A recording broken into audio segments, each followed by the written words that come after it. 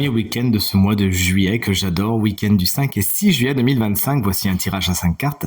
Connectez-vous à votre intuition, comme d'habitude, et faites votre choix entre une à deux de ces 5 cartes afin de découvrir les énergies principales de votre week-end. Mettez cette vidéo sur pause si vous avez besoin de plus de temps pour faire votre choix et dites-moi bien dans les commentaires quelle carte vous avez choisie.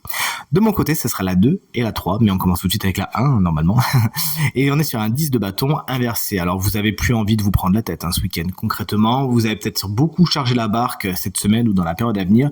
Peut-être qu'on va essayer de vous la charger un petit peu, mais maintenant ça craque. C'est fini. Exit la charge mentale. Vous décidez d'envoyer balader ce qui est trop lourd et surtout d'envoyer balader ceux qui voudraient vous rajouter de la charge mentale ce week-end, tant mieux. La carte numéro 2, si tout comme moi vous l'avez choisi, on est sur une reine de coupe, elle est inversée, il peut y avoir un souci de connexion à votre intuition et à votre monde intérieur, peut-être que vos émotions peuvent également être quelque peu chamboulées ce week-end. Il s'agira de ne pas prendre de décision ou d'agir trop vite si vous sentez que les émotions sont trop hautes, d'accord ? Cette carte également vous explique qu'un signe d'eau, cancer, scorpion ou poisson pourrait poser un peu problème pour votre week-end.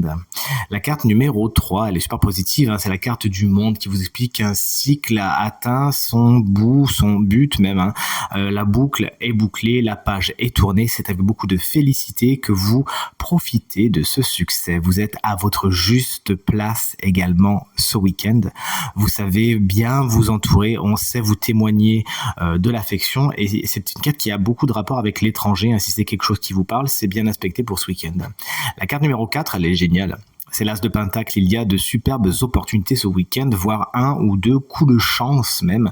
Il s'agira de saisir l'opportunité au vol, une carte qui nous parle de bonnes nouvelles au niveau du matériel et du financier également. Des nouvelles positives sont à attendre à ce niveau-là.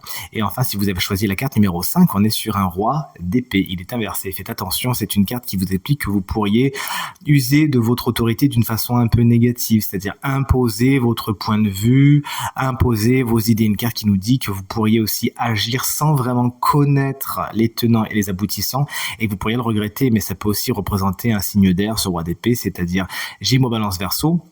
Quelqu'un d'assez tranchant, quelqu'un qui encore une fois n'est pas spécialement connu pour sa gentillesse. Vous pourriez peut-être vous prendre la tête avec cette personne. Si vous pouvez la mettre hors de votre week-end, c'est pas plus mal. En tout cas, je vous souhaite un excellent week-end et je vous dis à très vite pour le tirage de la semaine. Salut!